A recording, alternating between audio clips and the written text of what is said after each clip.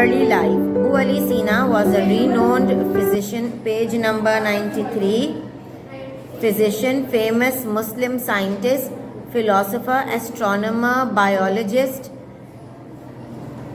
physicist, mathematician, as well as anatomist, iamatologist, expert in science remedies, therapist, pathologist, and pharmacologist of the Muslim world. अब बताओ इन्होंने कितना पढ़ा हुआ था? हर चीज तो साइंस की इन्होंने पढ़ी हुई है हज़रत अबू अली सीना ने। और ये थे मुसलमान, इस वजह से उनका नाम इस्लामियात की बुक्स में और उनको हम as a Muslim scholar and as a Muslim almost a scientist मानते हैं। The real name of Abu Ali Sina was Hussein bin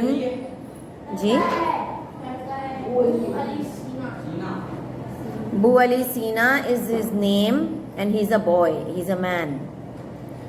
His real name was Hussein bin Abdullah bin Ali bin Sina. He was known as Abu Ali Sina and Ibn Sina. His title was Al-Sheikh and Al-Rais. He was born in village of Afshana in Bukhara in 370 AH, according to 980 AD. At the age of 6, he moved with his father to Bukhara, where he began acquiring his education. जब ये 6 साल के थे तब उनको वो अपने वालिद के साथ बुखारा एक जगह है वहाँ चले गए थे तालीम हासिल करने के लिए। हमको स्कूल आना इतना मुश्किल लगता है कि सुबह उठकर स्कूल आएं, और पिछले ज़मानों में बच्चों को जब थोड़े बड़े होते थे 6-7 साल के होते थे तो उनको घर से उठाकर ऐसी जगह या मदरसों में या किसी आलिम फाजिल के पास दे दिया जाता था कि यहाँ इनको पढ़ाओ लिखाओ और इनको कोई अच्छा और काबिल इंसान बनाओ। घर में नहीं रखते थे वो। Scholarly achievements. Abu Ali Sina wrote books on almost every subject like philosophy, medicine, Islamic jurisprudence, mysticism, poetry and literature. But his real fame was due to his 2 books. They are the Canon of Medicine, Al-Qanun fi al-Tib, the book and the second book is the book of healing, Kitab al-Shifa. उन्होंने हर subject में और कई subject में बहुत सी किताबें लिखी। दिखा दीजिए।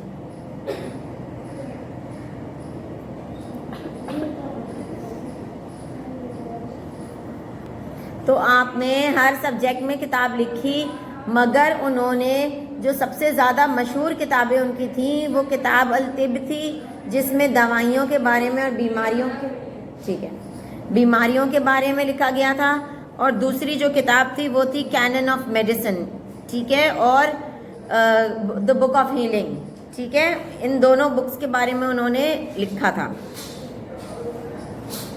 एक बुक में दवाइयों के बारे में लिखा था और एक बुक में शिफा के बारे में लिखा था, the canon of medicine.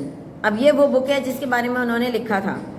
This book of Abu Ali सीना कंसिस्टेड ऑफ 5 वॉल्यूम्स। कितने वॉल्यूम्स हैं इस बुक के?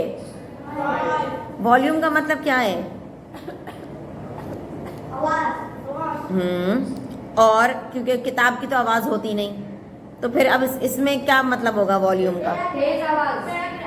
पैराग्राफ्स नहीं, तेज आवाज़ नहीं, चैप्टर्स नहीं, बुक्स, ठीक है। 5 बुक्स के ऊपर वो एक पूरी बुक जो थी ना वो बनी थी। वो बड़ी इतनी थी कि वो एक बाइंड नहीं हो सकती थी, इतनी बड़ी। तो उसको हिस्सों में डिवाइड कर दिया था, तो उसके 5 हिस्से थे। जिस किताब के ज़्यादा हिस्से हों उस किताब को हिस्से हो ना, अलग अलग किताबें होती है। बुक 1 जैसे हम लोग ड्रामा देखते हैं, ठीक है ना, उसमें पहली एपिसोड होती है, पहली किस्त होती है, दूसरी किस्त होती है। पूरा ड्रामा तब पूरा ड्रामा होता है जब उसकी पूरी 14 किस्तें हो जाती हैं, इसी तरह जब किताब छपती है तो वो भी बहुत बड़ी होती है, तो उसके भी वॉल्यूम्स होते हैं, ठीक है। ये बुक के वॉल्यूम्स होते हैं। कितने वॉल्यूम्स हैं इसकी? 4। जैसे इसी तरह समझिए जैसे 4 किस्तें हैं। पहली एक किस्त होगी, एक बुक होगी, उसमें लिखा हुआ होगा वॉल्यूम 1। फिर दूसरी होगी वॉल्यूम 2, डोंट डू दैट। फिर तीसरी होगी, जिसका 5 बुक्स पे मुश्तमिल थी। इनकी जो बुक थी वो, ठीक है, this is a complete and authentic book on the science and anatomy the benefits of organs. अच्छा, अब ये जो बुक थी ये साइंस की एनाटमी के ऊपर पूरी लिखी हुई थी। बेनिफिट्स ऑफ ऑर्गन्स, हमारे जो ऑर्गन्स हैं, हमारे लंग्स, हमारी किडनी, हमारे हार्ट, हमारा लिवर, इसके ऊपर पूरा इन्होंने लिखा था कि ये बना हुआ किस चीज़ से और इसको चाहिए क्या, ठीक है। और जब पहला वॉल्यूम था ना, उसमें उन्होंने बताया था कि हमारे जो ऑर्गन्स हैं वो उनका फंक्शन क्या है, ठीक है, उनका काम क्या है। जैसे दिल है, दिल क्या काम करता है, कैसे चलाता है, क्या फंक्शन होता है? पूरा जिस्म में साफ खून, ऑक्सीजनेटेड खून को पंप करता है, ठीक है। और उसके पास जब वो फेंकता है तो उसके पास डीऑक्सीजनेटेड, मतलब जिस खून में ऑक्सीजन नहीं होती वो उसके पास आ जाता है। वो फिर ऑक्सीजन बनाकर फेंकता है, मतलब उसका काम होता है फेंकना, सप्लाई करना। जैसे पानी की मोटर होती है, हर जगह हर नलों में पानी डालती है ना, वो पानी भेजती है। इस तरह हार्ट होता है, पंप करता है, ठीक है। तो और हमारी किडनीज क्या करती हैं?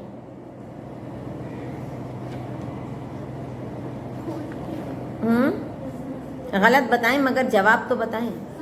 सांसें लेती है। नहीं, वो लंग्स होते हैं।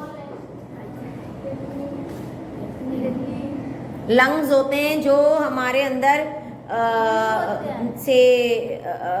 हम जब सांस लेते हैं ना तो हमारा सीना चौड़ा हो जाता है ना, तो ये हमारे जो लंग्स है ना वो फूल जाते हैं। और फिर जब हम बाहर निकालते हैं सांस तो वो हमारे फिर से कॉन्ट्रैक्ट हो जाते हैं, ठीक है। तो जब हम सांस लेते हैं तो लंग्स फूल जाते हैं, मतलब ये कि उसमें ऑक्सीजन वाला जो सांस है, जो हवा है, वो भर जाती है। फिर हम बाहर निकालते हैं तो ऑक्सीजन वो जिस्म अंदर ले लेता है और कार्बन डाइऑक्साइड बाहर निकालता है। समझ आ रही है?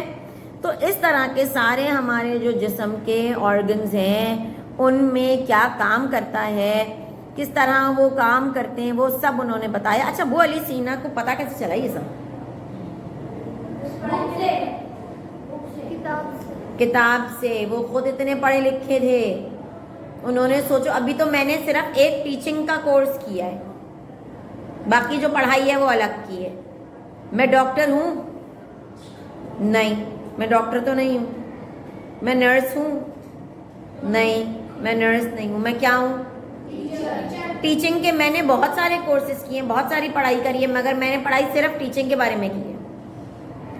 मगर ये जो बू अली सीना है, इन्होंने पढ़ाई जो है वो डॉक्टरी की भी की हुई है, साइंस की भी की हुई है, और डॉक्टरी में भी बहुत सारी ब्रांचेज होती हैं, ठीक है, कि जैसे टीचिंग में बहुत सारी ब्रांचेज होती हैं।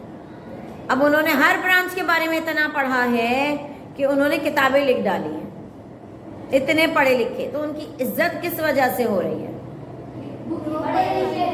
पढ़े लिखे होने की वजह से उनको इतनी इज्जत मिली है। और जो हम अगर इतना हम भी पढ़ लिख जाएं तो क्या हमारी इज्जत इतनी होगी? Yes, of course. जो जितना ज़्यादा पढ़ लिखा होगा उसकी उतनी ही ज़्यादा इज्जत होगी। क्या हम पैसे कमा सकते हैं या सिर्फ इज्जत ही कमाएंगे?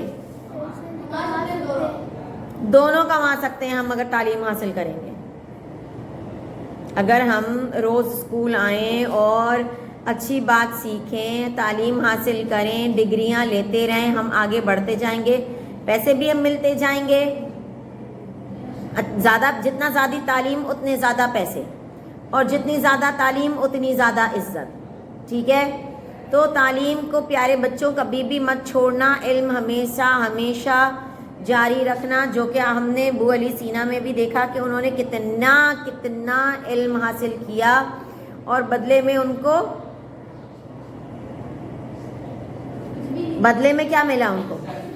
कितनी इज्जत मिली। आज उनके इंतकाल के अरसे बाद भी हम उनका नाम पढ़ रहे हैं, उनके बारे में पढ़ रहे हैं, उनकी किताबों के बारे में पढ़ रहे हैं। समझ आ रही है जी?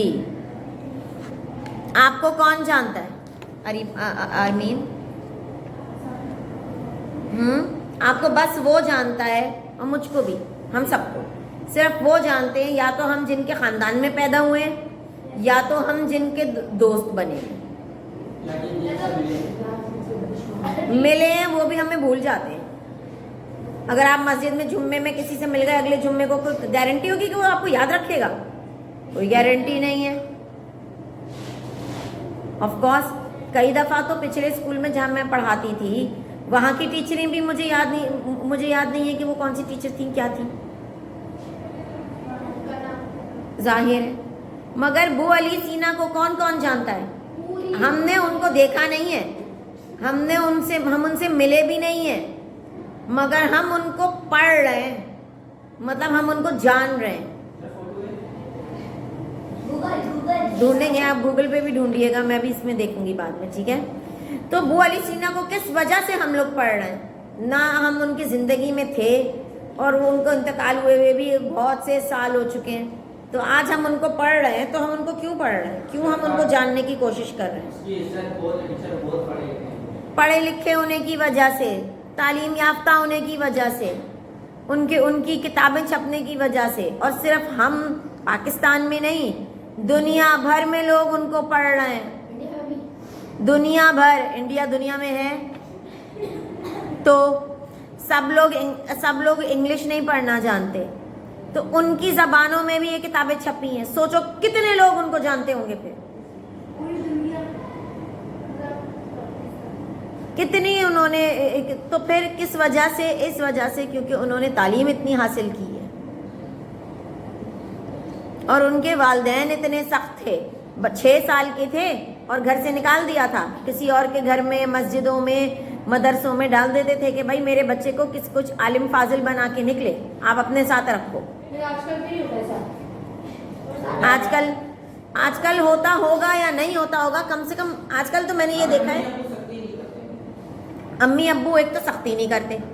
सख्ती करें तो बच्चे क्या कहते हैं? जी हमें तो ताने मिलते हैं और कुछ हमको मिलता नहीं। साफ बात है ना। और आजकल बच्चे भी ऐसे ही हैं। बच्चे माँ बाप को ऐसी बातें सुना देते हैं कि पेरेंट्स अपनी इज्जत बचाते फिरते हैं।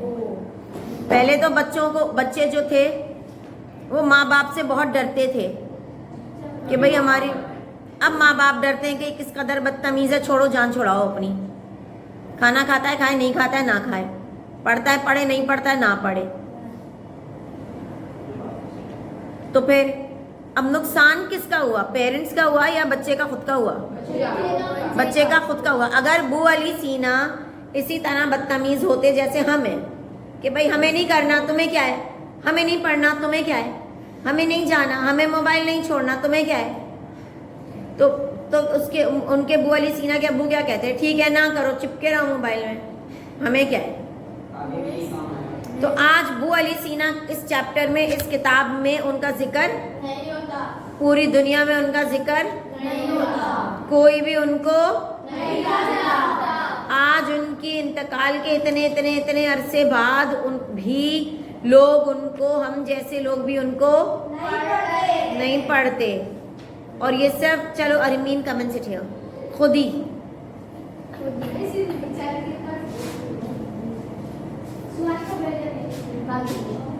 समझ में आई। तो बू अली सीना इतने अच्छे और इतने अजीम इसीलिए बने क्योंकि वो उन्होंने अपने पेरेंट्स की रिस्पेक्ट की। सारी जो जड़ है वो पेरेंट्स की रिस्पेक्ट है। आप जितनी पेरेंट्स की इज्जत करेंगे, पेरेंट्स आपको निखार के बाहर निकालेंगे। मैं अपने अम्मी अब्बू से बहुत डरती थी, आज भी, क्यों? इस अब्बू तो सख्त भी मेरे बहुत थे, हाँ, मगर मेरी अम्मी बिल्कुल भी सख्त नहीं थी। मगर मैं इस बात से डरती थी कि ये कहीं मुझसे नाराज़ ना हो जाए। अगर नाराज़ हो गई तो डैडी से शिकायत लगा देंगी। अगर ये नाराज़ हो गई तो फिर मैं मांगूंगी किससे कोई भी चीज़ चाहिए हो, ठीक है। और फिर दिल भी मेरा टूट जाता था कि अम्मी नाराज़ हो गई यार, फिर तो बंदे के ऊपर बंदा शक्ल दिखाने को भी शक्ल अपनी भी शीशे में नहीं देख सकता अगर माँ ही नाराज है तो, ठीक है ना। तो मेरे पास हम लोग इस तरह डर डर के तो पले बड़े हैं। अब्बू ने कहा स्कूल जाओ, तो हमारे पास तो कोई ऑप्शन होती नहीं थी, हमें तो जाना ही था। हमको बुखार में भी 104 बुखार था, अब्बू ने कहा दवाई खाओ और स्कूल जाओ। मैं गई, क्योंकि मैं ना तो कह ही नहीं सकती थी अब्बू को, डरते इतने थे हम लोग। गए, अब आपके सामने बैठी हूँ। अगर मैं उन दिनों स्कूल ना जाती तो आज मैं यहाँ पे पहुँच ही नहीं सकती थी, क्योंकि मैं पढ़ती ही नहीं। पढ़ी लिखी हूँ तो यहाँ तक पहुँची हूँ, और पढ़ी लिखी भी अब्बू की डर की वजह से और अब्बू की डांट की डर की वजह से पढ़ लिख गई, वरना मैं भी आपके जैसी हूँ। मगर मेरी कभी भी अब्बू के सामने और अम्मी के सामने जबान नहीं खुली, कभी भी नहीं। तो उसकी वजह से अब्बू ने मेरे पे सख्ती भी करी कि हाँ भाई जाओ पढ़ो, वो करो, क्योंकि मैं डरती थी, बात कुछ बोल ही नहीं सकती थी अब्बू को, जो वो बोलेंगे वैसा करती थी। तो ये मैं कोई अपनी बात बता रही हूँ इस वजह से, क्योंकि जब मैं कर सकती हूँ तो आप तो मुझसे भी ज़्यादा समझदार हैं, हर कोई, आप तो मुझसे ज़्यादा अच्छा कर सकते हैं। तो जो बच्चा अपने वालिदैन की और अपने असातिज़ा की इज्जत करे, वो हमेशा अपना फ़ायदा करता है। उस्ताद को सलाम करने से उस्ताद को कोई जन्नत से मेवे नहीं मिल रहे होते, आप अपना फ़ायदा कर रहे हैं। अपने माँ बाप को झुक के सलाम करने से आप उनकी कोई अजमत नहीं बढ़ रही, आप अपना फ़ायदा कर रहे हैं। उनकी बात मान के अगर वो कहें आग में कूदो, हो सकता है आपको वो आग नज़र आ रही हो, असल में आग हो ही नहीं। आप उनकी हर बात को आंख बंद करके मानने से इसमें आपका फ़ायदा है, उनका कोई फ़ायदा नहीं। अभी देखो मेरी छोटी बहन को इतना अब्बू से वो भी डरती थी, पर अब्बू ने कहा आपको डॉक्टर बनना है, अब मना कर ही नहीं सकते, कैसे मना करेंगे, डॉक्टर बन गई। बनी, पढ़ी, कितनी मुश्किल से पढ़ती थी, हर एग्जाम में रोती थी, अम्मी उसको चुप कराती थी, फिर कई दफ़ा घर में राशन नहीं होता था, बहुत मुश्किलें देखी हैं, मगर हम मना नहीं कर सकते थे अब्बू को। खाया हो तो खाओ, नहीं खाया हो तो ना खाओ, पढ़ना है, डॉक्टर बनना है। डॉक्टर बनने का मतलब है पढ़ाई करनी है, तो जब पढ़ाई कर लेंगी डॉक्टर की तो डॉक्टर ही बनेंगे ना। तो फिर वो बन गई माशाल्लाह से। मैं भी जो हूँ आज अपने वालिदैन की वजह से हूँ।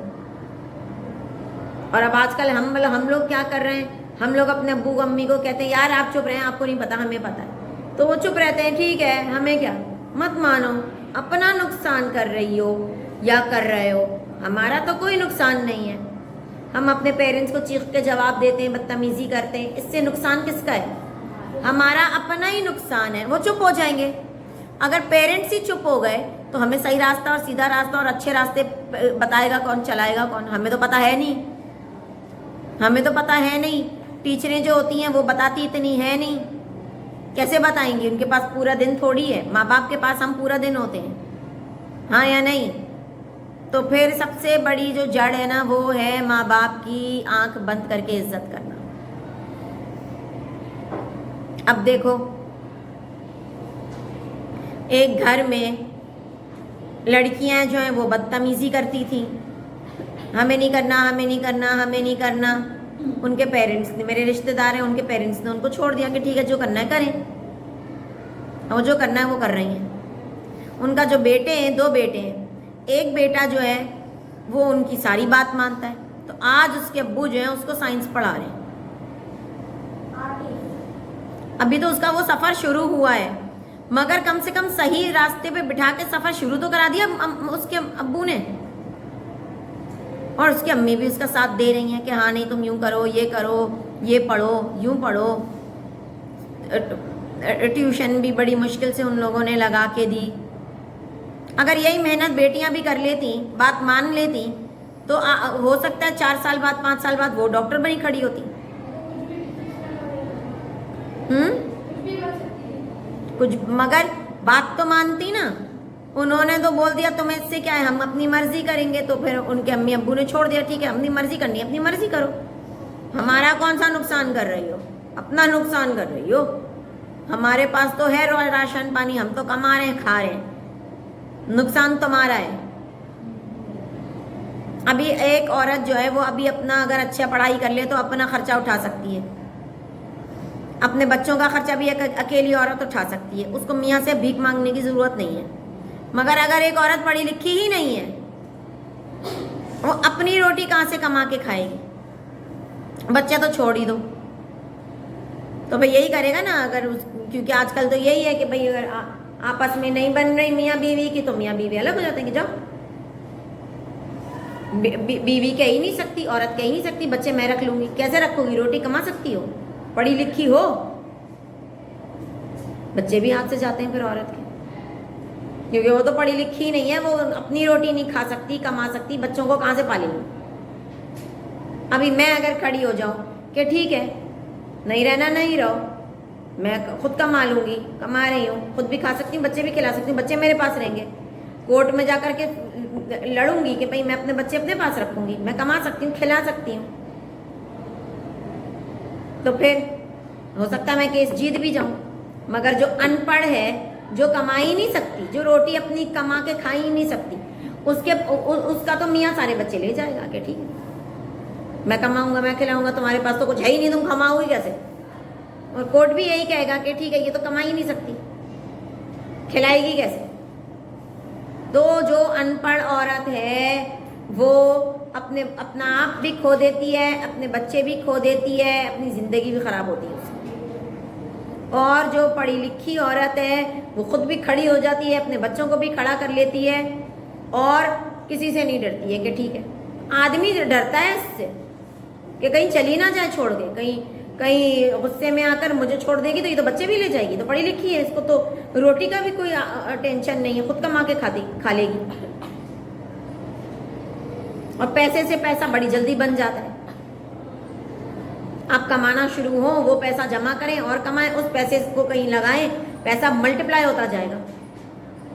आदमी आजकल के पढ़ी लिखी औरतों से डरते हैं कि ये औरत हमें छोड़ के ना चली जाए, और हर आदमी को पढ़ी लिखी समझदार और तमीज़दार औरत चाहिए, किसी को भी जाहिल झपट औरत नहीं चाहिए। सच बात है भाई, कोई क्यों जाहिल से शादी करेगा? हाँ, अगर दबा के रखना है, मारना है, पीटना है, मासी बना के रखना है, तो फिर तो वो जाहिल ही लेगा, क्योंकि पढ़ी लिखी तो ये बर्दाश्त करेगी।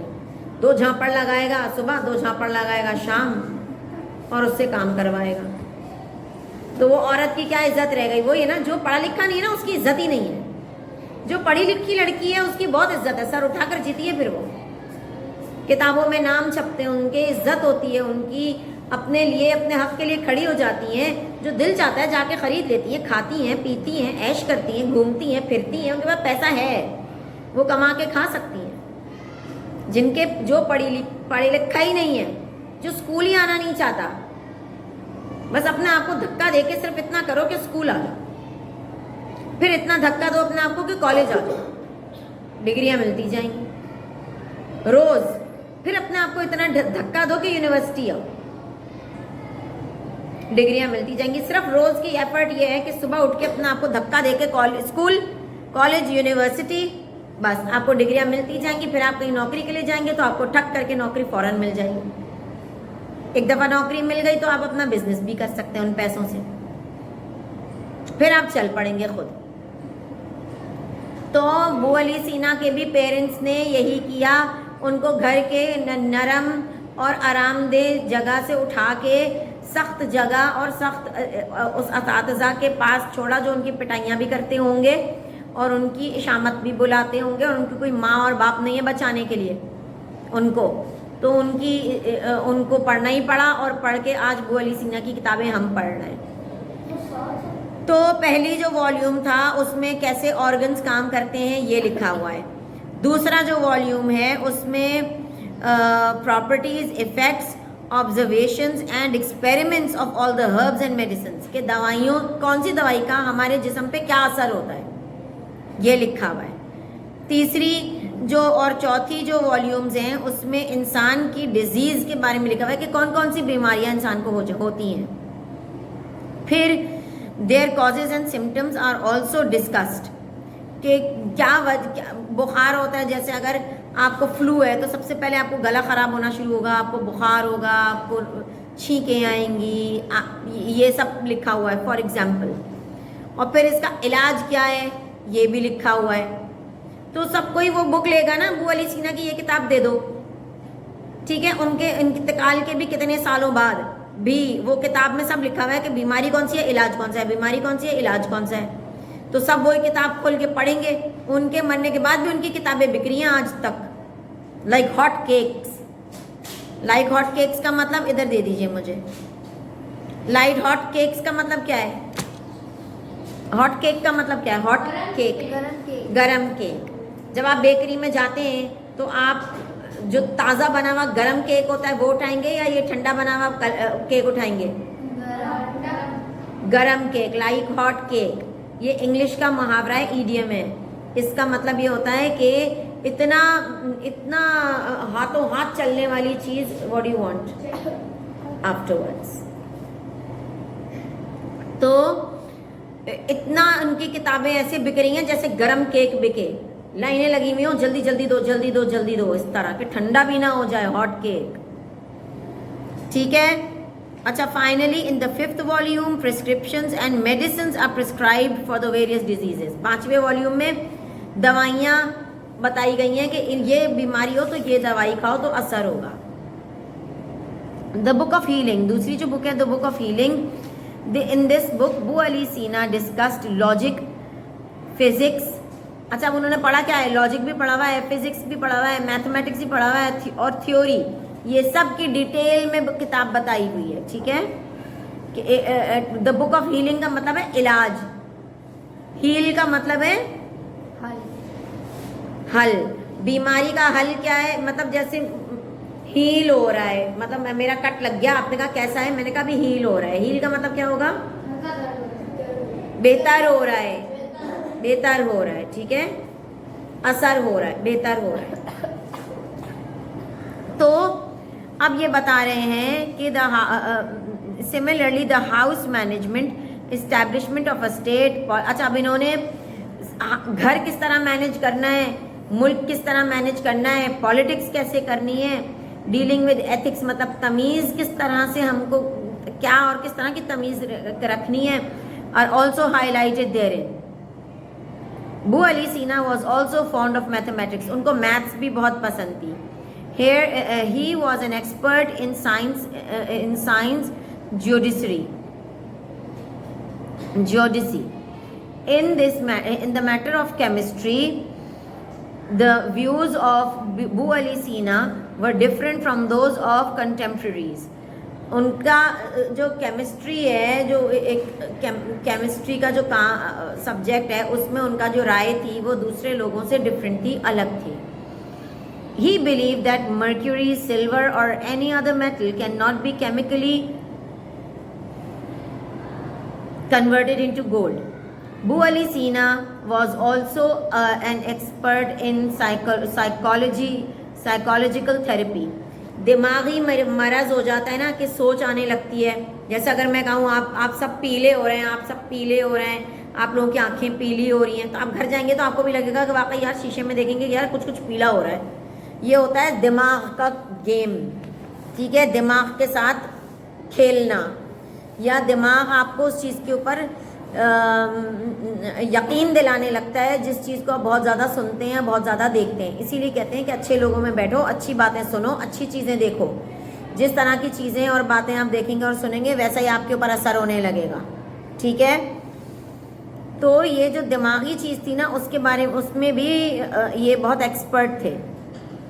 ही was the first to introduce psychology in the science of medicine. उन्होंने सबसे पहले दिमाग के बारे में इलाज और दिमाग के बारे में बताना शुरू किया कि ये भी बहुत अहमियत रखता है दवाइयों में के डॉक्टरी में, ठीक है। In this regard Boo Ali Ibn Sina believed that human emotions such as happiness, sorrow Anger, thought and other feelings and emotions related to the structure of the heart. दिल का बहुत बड़ा ताल्लुक पर कनेक्शन होता है हमारे सोच से. हम अगर खुश हो रहे हैं तो हमारा दिल अच्छे से धड़केगा. अगर हम बहुत उदास हैं और अगर हम गम में हैं, दुख में हैं, तो हमारा दिल कम धड़केगा, जिस्म बीमार होगा. अपने आप को खुशी दो और अपने आप को खुश रखने की कोशिश करो. तो जैसे हमारा सोच होगी, जैसे हम खुश हो रहे हैं, उदास हो रहे हैं, गुस्से में आ रहे हैं, तो ये सब जो है, keep it here, I do it afterwards. Madam is in grade 7. Nobody is in grade 7. I'll do it afterwards and I'll send it. ठीक है. तो आप खुश हो रहे हैं, गम है, गुस्सा है, गलत सोचें आ रही हैं, इन सब का ताल्लुक डायरेक्ट आपके दिमाग से और आपके दिल से पड़ता है और आपके ऊपर बीमारियां आती हैं. तभी तो कहते हैं अच्छी बातें सोचा करो, अच्छी बातें, अच्छी चीज़ें देखा करो, उल्टी सीधी बातें मत सोचा करो. Different type of blood and other body fluids are also closely linked to the feelings. He also said that enmity, उन्होंने ये भी कहा कि डर, दुश्मनी और कंजूसी, ये सब चीज़ें भी हमको हमारी can be controlled by medical means. ये सब चीज़ें भी हम दवाइयों से और इलाज से सही कर सकते हैं. ठीक है. His theory regarding biology was that the number of non-life accepting bodies in the universe is very small. In contrast, the number of life accepting bodies is very large. He was first scientist to prove the extent of light and theory of its speed.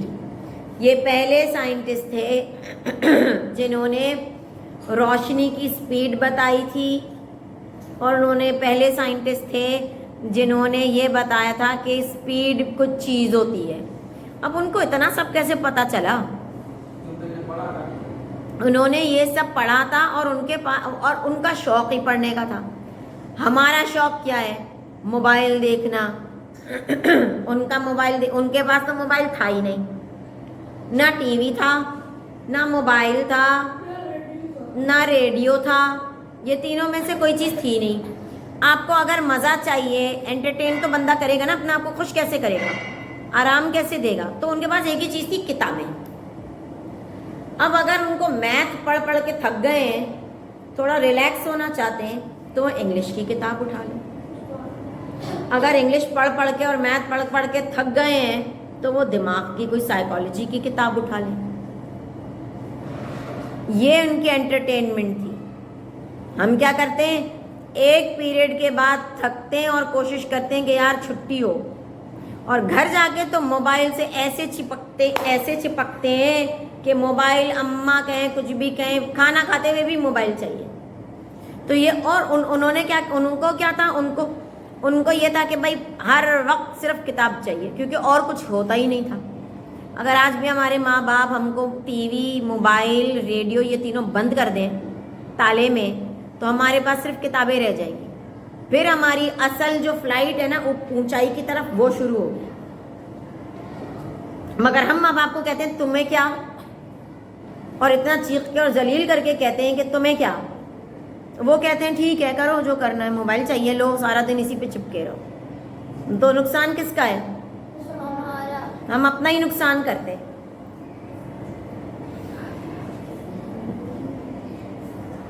अच्छा जी, acceptance in Europe. अब हम बता रहे हैं आपको कि उनका Europe में कितने कॉन्टिनेंट्स हैं. इसकी दुनिया में कितने कॉन्टिनेंट्स हैं? 7 continents. Asia, Africa, north America, south America, Australia, Antarctica, Europe. 7 continents हैं. हम किस कॉन्टिनेंट में रहते हैं? हम एशिया में रहते हैं. ठीक है, इधर एशिया में. अब 7 कॉन्टिनेंट्स में बाकी एक और कॉन्टिनेंट भी में उनकी बात हो रही है अब यूरोप में, कि यूरोप तक में उनकी बातें फैलने लगी और उनको कैसे माना जाने लगा यूरोप में. The people of Europe greatly appreciated the academic achievements of Abu Ali Sina. Europe में लोग बहुत ज़्यादा मानने लगे कि यार वाकई अबू अली सीना वाकई कोई बहुत बड़ी और पहुंची हुई चीज़ है. They translated his books and into their language. उन्होंने उनकी किताबें अरबी, उर्दू, इंग्लिश में से ट्रांसलेट करके अपनी ज़बान में करवा ली कि हमारी ज़बान में भी डालो, हम ज़रा पढ़ें और फ़ायदा उठाएं इससे. और पूरा यूरोप ने उससे फ़ायदा उठाना शुरू कर दिया क्योंकि उनकी ज़बान में आ गई थी जो किताब उनको चाहिए. फ्रांस में फ्रेंच हो गई और जर्मनी में जर्मन की ज़बान में ट्रांसलेट हो गई. ठीक है ना, तो उनके लिए तो बहुत आसान हो गया पढ़ना और पूरे यूरोप ने इसको अच्छे से पढ़ना शुरू कर दिया और उससे फ़ायदा उठाना शुरू कर दिया. अबू अली इब्न सीना's book The Canon of Medicine has been a part of curriculum in European medical college for centuries. अब उनकी जो अबू अली सीना की किताब है ना, कैनन ऑफ मेडिसिन, वो स्कूलों में और कॉलेजों में डॉक्टरी के कॉलेजों में पढ़ाई जाने लगी और सिलेबस में आ गई कि ये किताब तो जो डॉक्टर बनेगा यूरोप में उसने ये किताब हर सूरत पढ़नी है. इसके अलावा तो वो डॉक्टर बन ही नहीं सकता. जो हम बाहर इलाज कराने जाते हैं कि हम यूरोप में इलाज करवाएं, जर्मनी में इलाज करवाएं अपना, उन्होंने तो खुद अबू अली सीना की किताबें पढ़ पढ़ के तो वो खुद डॉक्टर बने. 16 editions of this books were published in 15th century. 16 addition का मतलब है 16 जिल्दें. 16 जिल्दें ये 16 सेंचुरी में, 15 सेंचुरी में छपी थी. 16 सेंचुरी एंड 20 एडिशंस, 20 एडिशन छपे हैं 16 सेंचुरी में, 16 century. The book was also translated in Latin and French. ये लैटिन में मतलब रोम के लोगों के लिए भी छपी लैटिन में ताकि वो लोग भी पढ़ सकें और फ़ायदा उठाएं. और फ्रांस में फ्रेंच के लिए छप गई, फ्रेंच ज़बान में छप गई. अगर कोई चीज़ मैं आपको उर्दू में लिख के दूँ, मेरा नाम मारिया है, तो ये आपको आसानी से पढ़ लेंगे ना, क्योंकि उर्दू में हमारी मादरी ज़बान उर्दू है, हमारे लिए बहुत आसानी से हम पढ़ लेंगे. तो उन्होंने भी अपनी, सारी दुनिया ने अपनी अपनी मादरी ज़बानों में छपवा ली कि हर कोई जितना लोग पढ़ सके ना उतना पढ़ें, उससे इतना सीखेंगे. जितना सीखेंगे उनका मुल्क आगे बढ़ता जाएगा क्योंकि लोग आगे बढ़ रहे हैं, सोच आगे बढ़ रही है. बाहर के मुल्कों में तो किताबें ट्रेनों में भी रखी हुई होती हैं. कितनी किताबें, बच्चों की किताबें, बच्चे बोर हो रहे हैं उनको किताब दो. मैंने पढ़ी एक किताब, उसमें वो थी शेर की और बिल्ली की. फिर एक किताब में एलिगेटर, और ये मतलब ट्रेनों में किताबें रखी हुई हैं. मैं जहाँ गई थी उसकी बात बता रही हूँ. यूरोप गई थी और गई थी जगह, मैंने देखा कि भाई ये देखो यहाँ पे तो किताबें रखी हुई हैं और हम क्या करते हैं, मोबाइल. और मैं अपने पैसों से गई थी, मैं किसी से मांग के नहीं गई थी, मेरा खर्चा दे दो. जी नहीं, उन्होंने कह दिया मेरे पास पैसे नहीं है. मैंने कहा मेरे पास पैसे, मैं जाऊँ. अगर मैं पढ़ी लिखी ना होती तो मेरे पास पैसे ही ना होते. इंग्लिश जो है ना, हाँ, अगर मैं पढ़ी लिखी ही ना होती तो मुझे इंग्लिश भी ना आती. मैं तभी तो आप लोगों को इस्लामियात लड़के इंग्लिश में पढ़वा रही हूँ कि 2 लफ्ज़ भी अगर सीखे तो आपका भला होगा.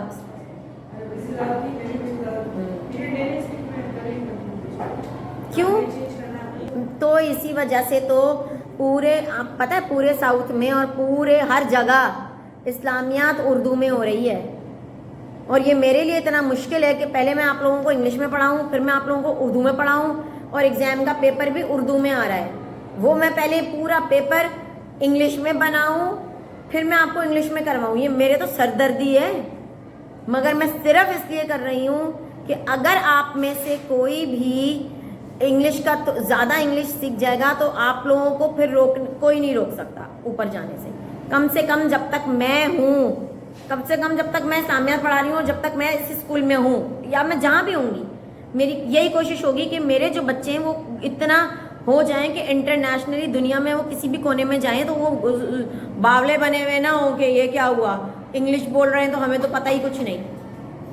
जैसे पिछली क्लास में जो हम्माद और अयान और ये सब थे, वो एक पार्क में गए, उन्होंने मुझे बताया कि पार्क में ना अंग्रेज़ आए हुए थे खेलने घूमने, तो हम्माद ने और अयान लोगों ने तो इंग्लिश में बातें की उनसे, तो वो इतना इम्प्रेस हो गए, इतना खुश हो गए कि आप कौन से स्कूल में पढ़ रहे हैं और आपकी टीचर का नाम क्या है जो आपको इंग्लिश सिखा रही है, और तो किसी को इंग्लिश आती ही नहीं थी। इसलिए मैं आप लोगों को इंग्लिश की इतनी ज़ोर देती हूँ।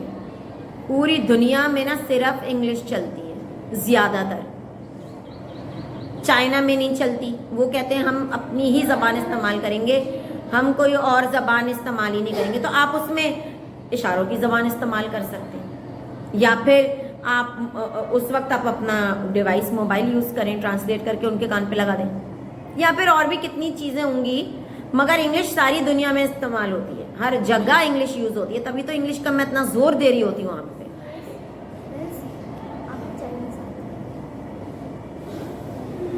अच्छा जी, तो अच्छा अब उनकी ज़ात कैसी थी, उनकी पर्सनैलिटी कैसी थी। Abu Ali Sina was a man of high moral characters. उनका जो कैरेक्टर था वो बहुत ऊंचा था। वही तो मैं आप लोगों को कहती हूँ, हर फालतू और गिरी हुई नीच बातों पे हंसने की ज़रूरत नहीं है, अपना कैरेक्टर इतना ऊंचा बनाओ। अब कई दफ़ा हमारे घर में वो कपिल शर्मा शो लगा लेते हैं अंकल, मुझे उसमें किसी एक बात पे हंसी नहीं आती, मतलब इट इज़ ऑल नॉनसेंस, फजूल से भी ज़्यादा नीचे की चीज़। मतलब ज़्यादा से ज़्यादा क्या होगा, आदमी औरत बन के आ जाएगा, इसमें हंसने की बात कहाँ है। ज़्यादा से ज़्यादा क्या होगा, वो गिर के दिखा देंगे, इसमें हंसने की बात कहाँ है। हाँ, फजूल बातें। मुझे हाँ उमर शरीफ की कॉमेडी देखने में मज़ा आता है। उमर शरीफ का देखें, उसमें मज़ा आता है कि यार इसमें हंसना है। नहीं, उमर शरीफ तो अब इंतकाल फरमा गए हैं। नहीं, वो कलर्ड में भी थे, मैं आपको उसकी तस्वीर बाद में दिखा दूंगी, आप सर्च कर लीजिएगा तो उसकी कॉमेडी आप सुने। उसकी कॉमेडी बहुत अच्छी है, और अल्लाह का शुक्र है कि वो पाकिस्तानी था, उसकी वजह से ना बहुत अच्छा पाकिस्तान का इमेज था कॉमेडी में। उनको 2-3 साल हुए हैं मरे हुए। खैर एनीवेज, तो उनका जो अबू अली सीना का जो कैरेक्टर था और मॉरल था वो बहुत हाई था। फजूल ना बातों में वो लगते थे, ना फजूल चीज़ों में, ना फजूल लोगों से वो ज़्यादा फ्री होते थे। अपने आप को बहुत फोकस्ड रखते थे वो, ठीक है, हर एक से फ्री होना, हर एक से नहीं, ऐसे रखते थे कि भाई लोग उससे सीखें कुछ ना कुछ। जैसे आप कुछ खाने का खाएं, थोड़ा सा किसी को ऑफर करें तो उसमें से बस थोड़ा सा लो, तो उसका ख्याल रखो कि उसने खाना है, वो भी भूखा है, उसने अपने खाने में से आपको थोड़ा सा दिए, ये नहीं कि बस थोड़ा सा। अपने आप को ऐसा बनाओ कि लोग आपको देख के सीखें आपसे। He had a quiet and content nature, उनकी बहुत खामोश नेचर थी, और ही डिसलाइक्ड ग्रीड, उनको ना नदीदा पने से बहुत चिढ़ थी, कि नदीदे होते हैं ना लोग जो ज़्यादा और ज़्यादा मिले और ज़्यादा मिले, वो बहुत उनको चिढ़ थी। He valued action with knowledge, he was hard working, बहुत मेहनती थे, डिसिप्लिन्ड थे, and keen on reading, reading में बहुत ज़्यादा थे, reading. He used to drink tea और coffee at night when he fall asleep so the sleep could fly away। वो रात में भी जागने की कोशिश करते थे, चाय कॉफ़ी पीते थे कि मैं जागूं और पढ़ूं। इस हद तक पढ़ाई का शौक था उनको, मज़ा ही सिर्फ पढ़ाई में आता था। His memory was भाई असल में हमारे माँ बापों को हमने ही बदतमीजियाँ कर करके अपनी जान मुश्किल में डाल ली है। अगर माँ बाप को हम कहें कि ठीक है आप जो कहेंगे हम वैसा करेंगे, माँ बाप जो है वो फ़ोन, टीवी, मोबाइल सब कुछ बंद कर दें, हम भी किताबों में लग जाएंगे। जब मेरे एग्जाम्स हो रहे थे ना, मैंने अपने ऊपर ये किया था, मैंने मोबाइल सिर्फ जो है ना ये स्कूल का कोई काम है बस उसके लिए उठा लेती थी, वरना मैंने मोबाइल बंद करके रख दिया था। मोबाइल, टीवी ये मैंने बंद कर दिया था, कंप्यूटर, लैपटॉप, टीवी हर चीज़ बंद। तो मुझे एक्चुअली में किताबों में मज़ा आने लगा था। किताबें मुझे ऐसे फिल्म की तरह बन जाती थी, पढ़ती थी और फिल्म मेरे दिमाग में खुद बनती जाती थी और मैं देखती जाती थी। ऐसी किताब बन जाती, रीडिंग में मज़ा आने लगा था। His memory was very strong. He was busy in studies day and night. He also चलो